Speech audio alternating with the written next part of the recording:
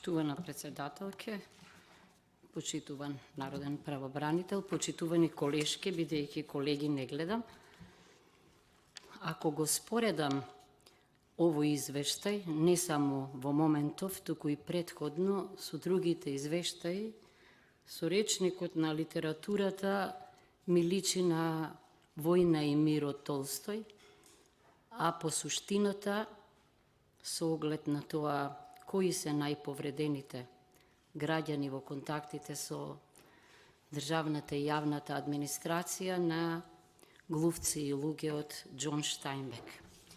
Тоа е првото што сакам да го потенцирам. Колешката пред мене, бидејќи две работи се однесуваат на нас, едната веќе ја спомена, проблемот со неевидентираните лица, значи тука препознавам јас проактивен однос, зашто по надзорната расправа не запревме тамо, туку се нафативме одовде да произлезе предлог за измена на законот за матична евиденција, што значи токму на линија на она на што вие укажувате и ние чекориме. Тоа е првото. И второто, со право потенциравте дека или ни забележавте дека не сме предложиле мерки, меѓутоа јас морам да кажам дека извештајот за 2021 година, уште пред една година беше на дневен ред на оваа комисија, значи многу доцна се најде на пленарна заедница и не мислам дека вината е во нас за тоа. Значи, е во пленарната седница. Ке почнам од самиот крај, кога реков дека е ова како еден роман. 171 страница е текстот, обемен текст, добро структуриран, со многу примери и докази, со табели, со бројки, со препораки, со наброени случаи, примери.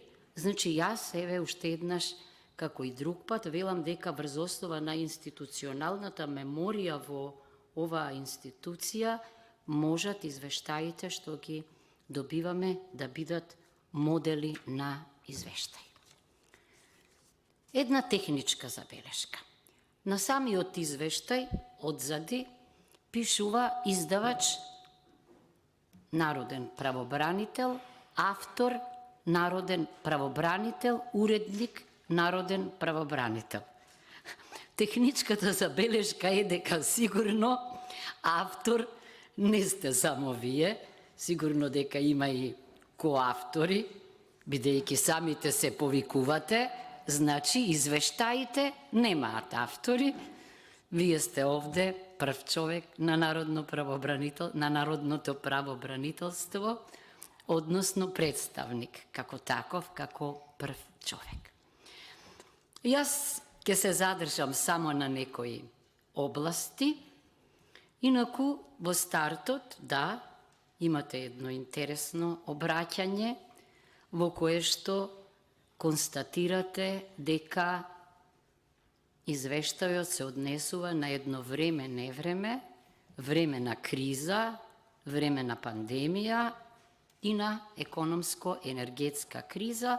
Јас само да дополнам дека ние се уште сме во криза до јуни, врз основа на одлука незаконска на овој парламент, бидејќи по законот кризата може да трае само 30 дена, а не 6 месеци. Зошто е тоа така? За мене, дури и овој извештај го подкрепува тоа, се работи за системска криза, се работи за криза на демократијата, се работи за партократија, не сакам да го употребам еден лош збор, какистократија, што значи власт на не многу способните, власт на луѓе кои не се од знаење. Дека има вистина во ова што го зборувам, зборува и зголемејниот број за представки, 20% се разбира, слободно може да ми забележи некој, дека може би нараснатата доверба во институцијата е причина за зголемениот број, меѓутоа пак од анализата, од прегледот на типот и областите на кои се однесуваат забелешките, не мислам дека е тоа причината, мислам дека е она што вие на неколку места го потенцирате, недоволната, еве да бидам блага во изразот, функционалност и ефикасност, велите, на одредени институции, меѓутоа, јас мислам дека нашите институции се слаби, дека се фрагилни, а во таквите институции најсилни се поединците. Она што најмногу ме загрижува и што укажува за системски проблем, а системските проблеми бараат системски пристап, е што градацијата на најголемите повреди како да не се менува по области. И вие денеска тоа го истакнавте, зборуваме најмногу за проблеми во правосудството. Зошто е ова за мене загрижувачко? Зошто правосудните органи се оние каде што граѓаните бараат решение за проблемите со кои се соочуваат, а замислете сега, проблемот е лоциран во самото правосудство и како што колешката веќе каже, особено во постапката за извршувањето. Тоа е, да не ги набројувам, да не губиме време, вие ги наброивте областите, ама речи си исто, па вработување, па плати на доместоти, денационализација, полиција, имотно-правни односи, урбанизам, затвореници и така натаму и така натаму. Со право, бидејќи сте надлежен, исто така и теоретски, врз основа на теоријата диагноза правите, но исто така посочувате и конкретни примери во сферата на заштитата од дискриминацијата и начелото на правичната и соодветна застапеност, а тие па се во директна корелација со владењето на правото, со правдата и еднаквоста, па ако сакаме и довербата кон централните и локалните институции. Тука, еве, јас ќе дадам предлог. Мислам дека е многу логично во еден закон, кус, да се дефинира што значи правична и соодветна застапеност. Темелна вредност никаде и никогаш не може директно да се примени. Еве, например, хуманизам и солидарност, владење на право. Како ќе го примените директно? Значи, она што кај нас се остварува, всушност е соодветна застапеност, правичноста е секогаш врзана за стручноста и компетентноста. Може би не е пријатно, ама еве ќе ви дадам пример. Да речеме, институцијата со која што вие раководите, во претходните 9 години беше раководена од господинот Иџет Мемети.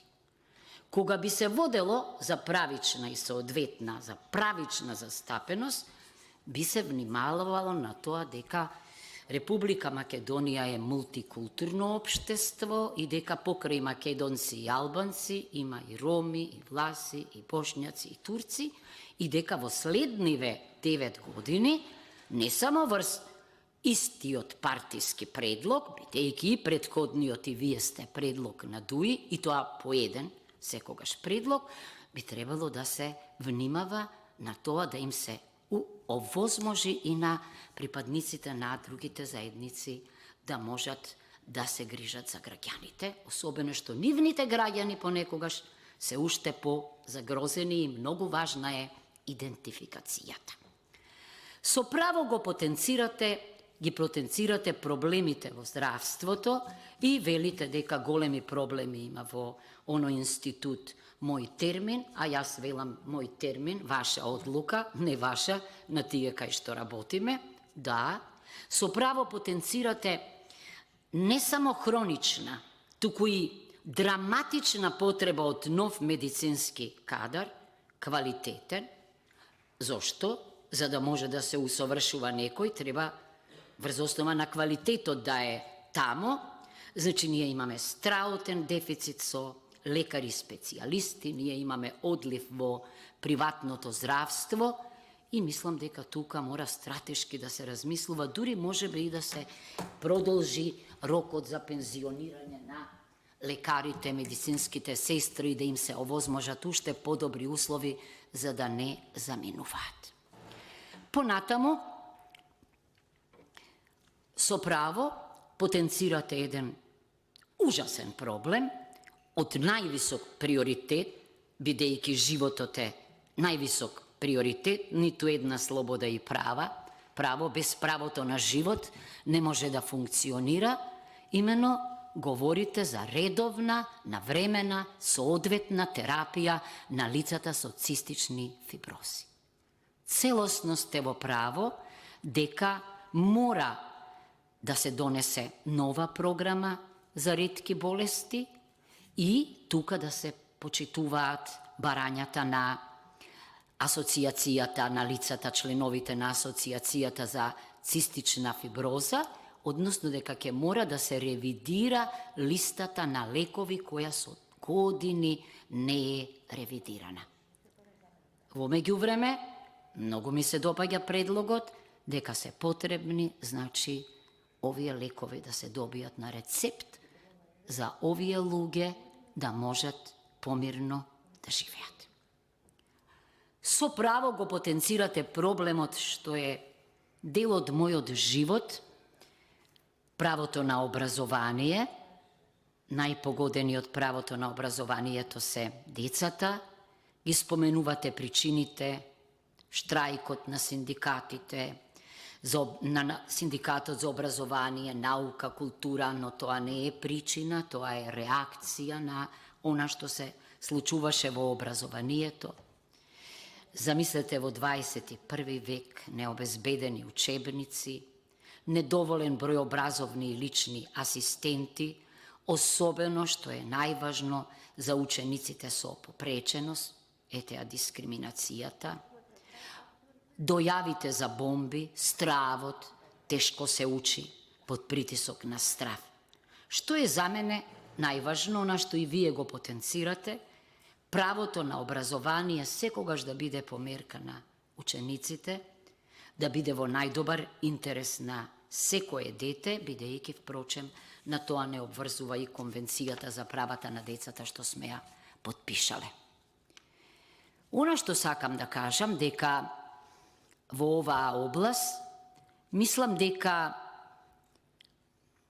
кога велам системски проблем, толку честите промени на министрите и замениците министри за образование оневозможуваат системски пристап.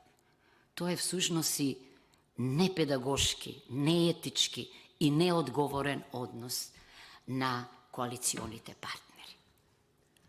Да, кризата за жал секогаш со себе доаѓа и со неа доаѓа и семејното насилство.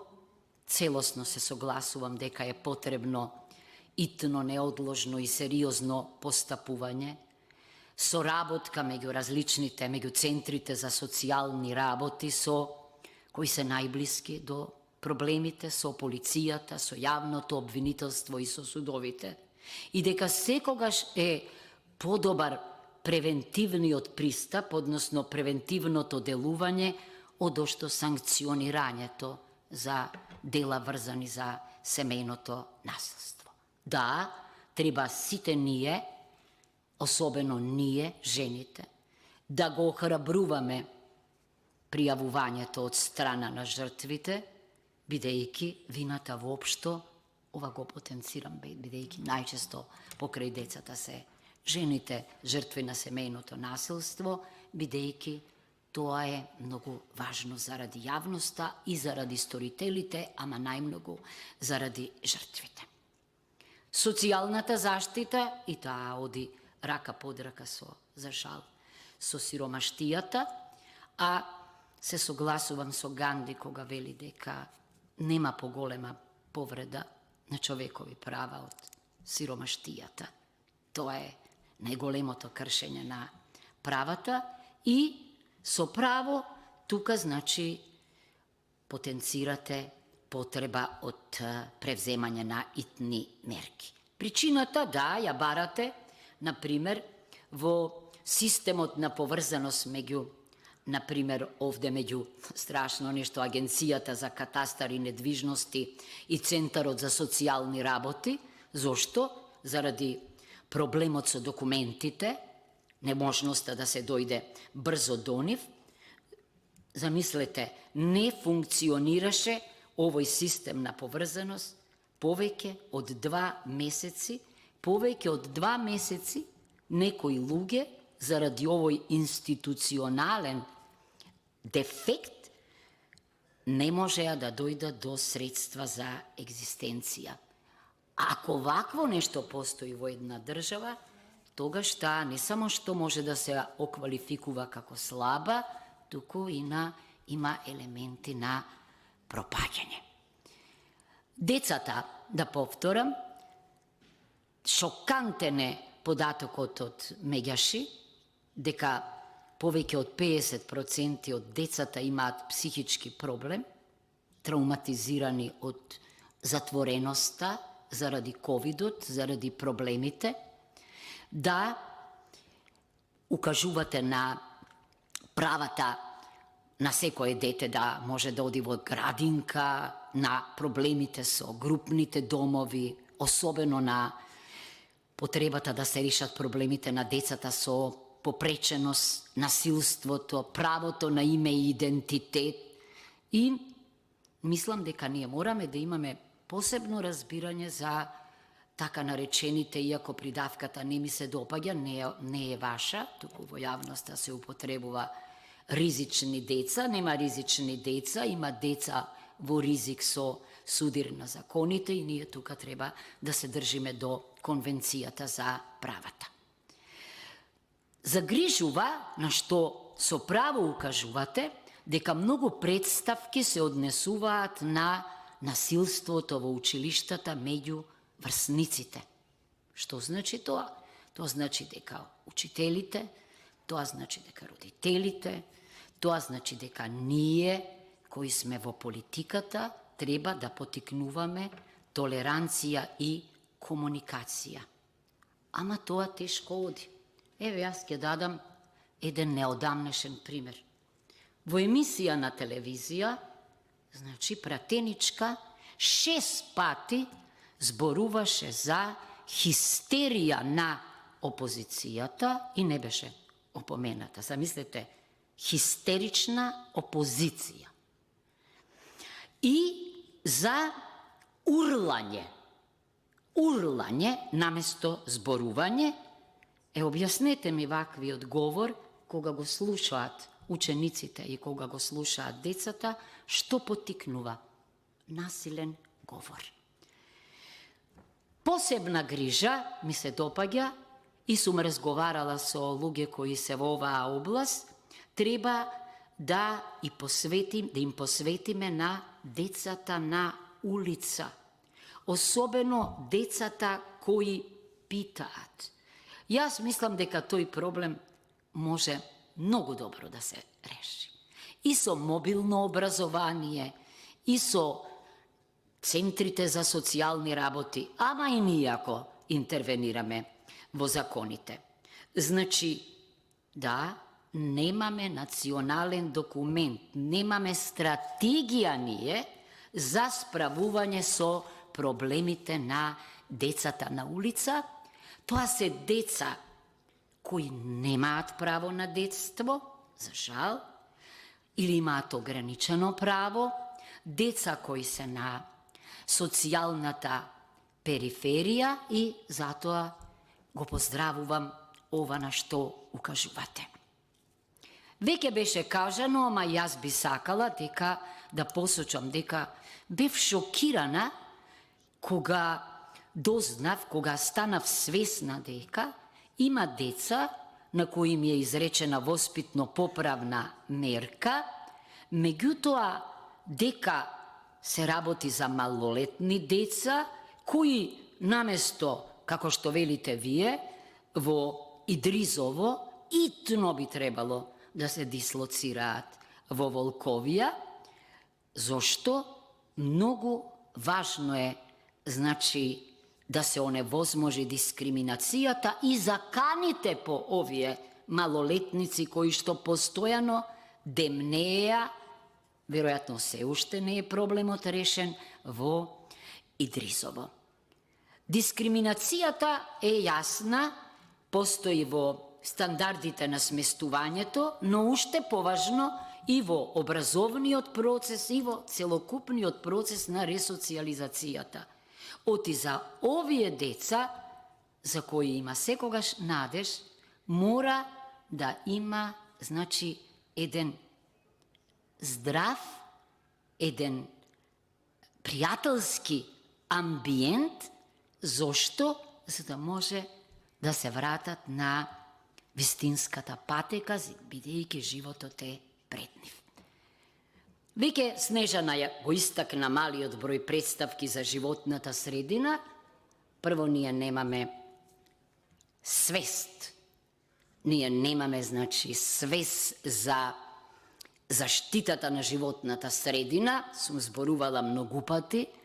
Не сме свесни дека уништувајќи ја природата или толерирајќи го уништувањето на природата, се уништуваме себе си и на вистина, речи си, нереално е, неверојатно е, кога живееме со децении во загаден воздух, со депонии на секој чекор, да не реагираме на тоа. И јас затоа честитки за младите правници, за поздравување е нивната тужба против градоначалникот на Струга за депонијата со која се загадува амбиент што е на линијата да го изгуби статусот на амбиент заштитен од УНЕСКО. Понатаму, реков веќе, го набројав правосудството, нема да зборувам за тоа, бидејќи веќе зборуваат, но она што мислам дека е многу важно за што го прави народниот правобранител, да се поздрави, да се поддржи, е што вие не останувате само на диагноза и на препораки, туку и на поднесување иницијативи за законски измени, за измени на подзаконски акти, и видов тука дека овие иницијативи се однесуваат на измена на законот за облигациони односи, законот за извршување, токму тамо казнената камата, како што велите, еднаш мора да престане да тече во моментот кога ќе го достигне главниот долг, а да, вие први констатирате дека е навистина шок да се види дека 4 пати може да биде каматата, замислете, поголема од главниот долг, што асоцира на лихварство за кое што ние мислиме дека е далечно минато. Целосно се согласувам со тоа дека ние граѓаните, бидејќи месечно примаме плата, имаме право и во текот на месецот да си ги планираме трошоците, па и трошокот за потрошена електрична енергија. Подитно мора да се смени правилникот за снабдување со електрична енергија.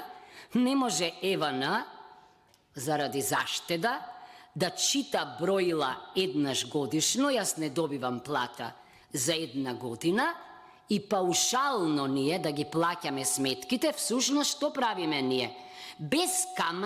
Бескаматно ја финансираме компанијата ЕВН, токму така, и потоа дури на крајот ни ги одбиваат средствата. Значи, вие предлагате квартално читање, јас предлагам месечно читање. Ако животот сум го поминала со месечно читање, очекував чекор напред да биде направен, а не згора. Значи, ние всушност финансираме ЕВН Од друга страна има еден прилично голем процент на граѓани кои не плаќаат струја, а кога ќе им биде укажано дека ќе бидат исклучени, различни се ситуациите иначе и тамо, тогаш им се одобрува да плаќаат на рати. Навистина е ова невозможно. Невозможна ситуација и мислам дека изморедно сте го детектирале проблемот. Понатаму, надоместот за правото на надомест за попреченост на лицата, кои прв пат аплицираат, а имаат над 65 години, посебно разбирање имам за овие лица, бидејќи и јас сум на таа возраст и мислам дека на вистина ова е дискриминација по основа на возраст, таа влегува во многу устави и секогаш велам дека треба можеби да научиме нешто од источниот свет, каде што има ден на возрастните, почит кон возрастните. Зошто? Зашто во кинеските и во јапонските приказни има дека кога војувале некогаш, решенијата всушност на загадките што ги поставувале владетелите, ги давале старите луѓе. И затоа тие не си ги испраќале мајките и татковците на планината за да умрат на снегот, туку ги молеле за решение, решението било вистинското и така се изградила една почит кон оние кои што, значи, имаат исто така право на живот и право на мирна старост. Укажувачите, многу важно, велите дека врз основа на Законот за заштита на укажувачи и правилникот за заштитено внатрешно пријавување, вие сте како институција таа која што определила субјект, лице, кое официјално ќе работи, значи, токму на приемот на пријави заради заштитено внатрешно и надворешно пријавување. Се надевам, да, видов, значи, податоците за овластеното лице се на веб страницата, на луѓето понекогаш им треба охрабрување, за да го соопштат она што го гледаат. Се надевам дека вашиот пример ќе го следат и други. Знам дека учествувавте во скринингот, во подготовка на документите за поглавието 23, во делот за фундаменталните права. Ова ми се чини дека е многу важно и да искористам, да испратам апел до министерот за евроинтеграции, зошто бидејќи овде на оваа маса добивме ветување дека многу често ќе се среќаваме во врска со скринингот во рамките на Националниот совет за евроинтеграции и во Комисијата за европски прашања, ама се уште не сме чуле ништо. Кога го следам процесот во соседството, во Црна Гора и Србија, тамо дури и записниците од скринингот се дискутираат со пратениците. Точно е дека вие имате просветителска мисија да ги промовирате човековите права и јас имам разбирање за она што го потенцирате, дека сведоци сте, дека се соочувате со финансиски дефицит.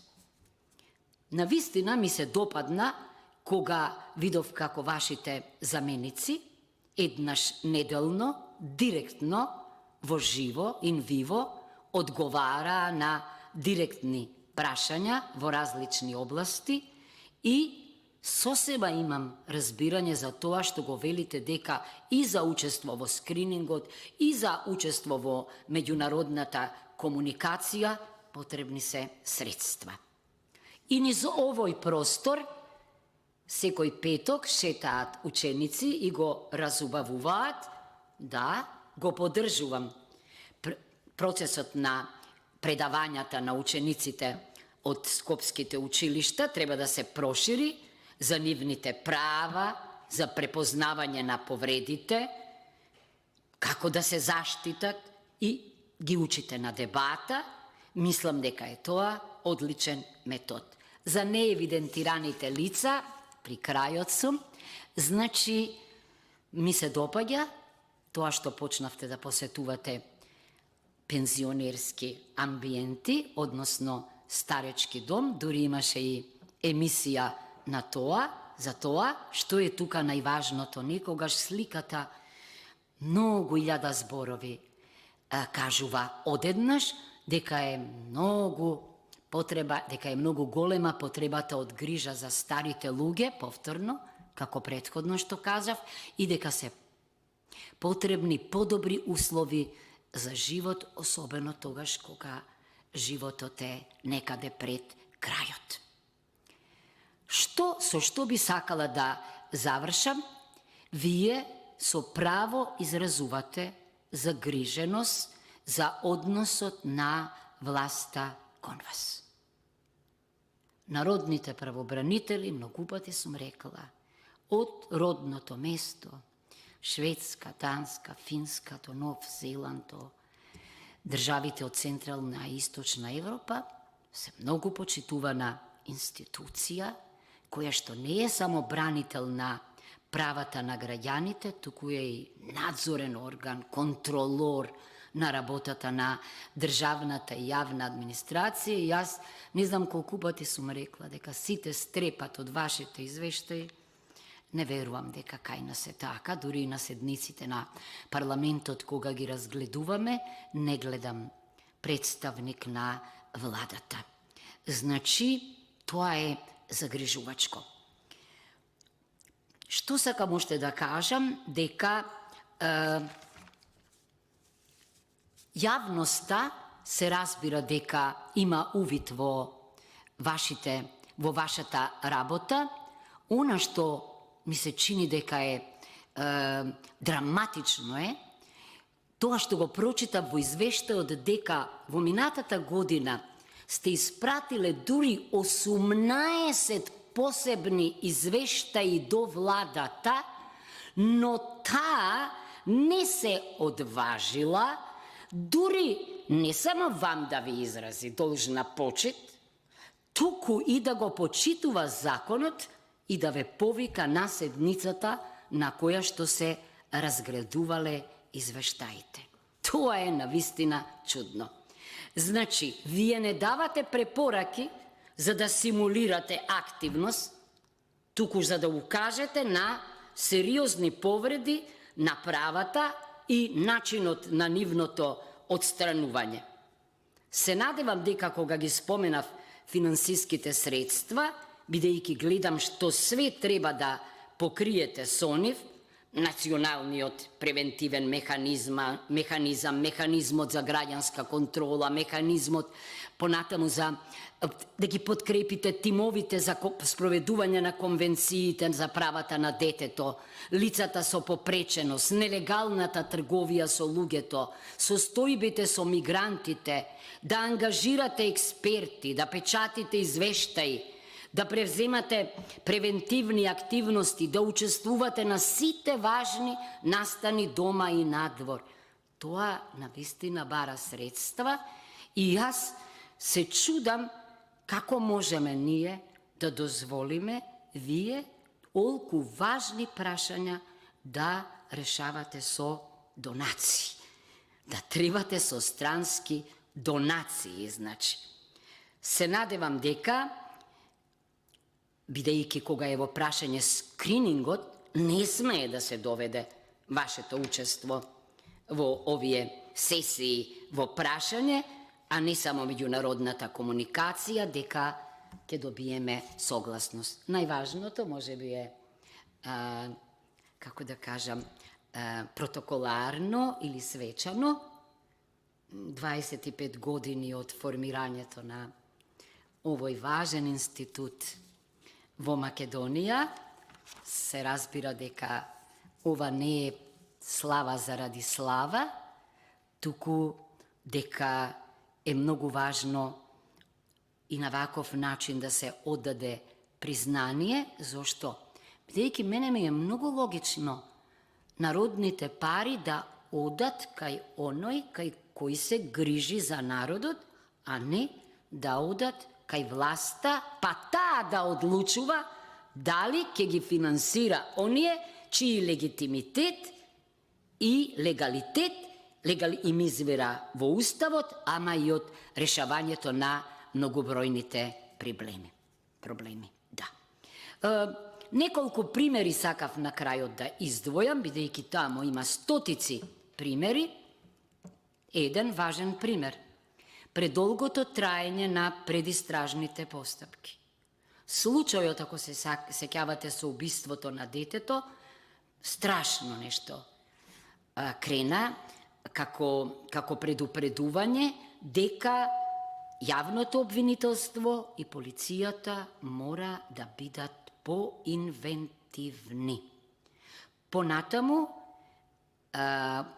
не смеат децата во поправните домови, во воспитно-поправните домови, да немаат право на образование. Тогаш тие се како уличните деца. Во институцијата мора да има образование, за да може, кога ќе излезат надвор, да се справат со предизвиците на животот. Психијатриските болници, исто така како пример ќе посочувате, кога ние им предаваме на студентите за народните правобранители, обично велиме дека најтешки проблеми има или најголеми кршења на човековите права во психијатриските болници, и јасно е од кои причини, и тоа е алармантно, мора да се справиме со нив. Последната реченица ми се однесува на нешто што мене страшно ме нервира на телевизија. Гледам дека и вие сте го забележале. Оние бомбастични реклами за брзи кредити. Особено кога ќе видам дека личности кои сум ги почитувала, личности од светот на театарот, од светот на глумците, од светот на спортот, што мене ми асоцира на здрав живот, не знам дали свесно или несвесно, туку шират лага дека можете уште денеска да земете кредит, дека никаква камата нема да има за истиот.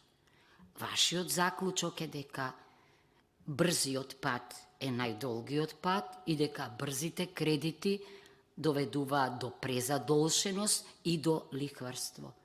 Во видеократија, во спектакл демократија, во рекламократија страшно делува понекогаш рекламата.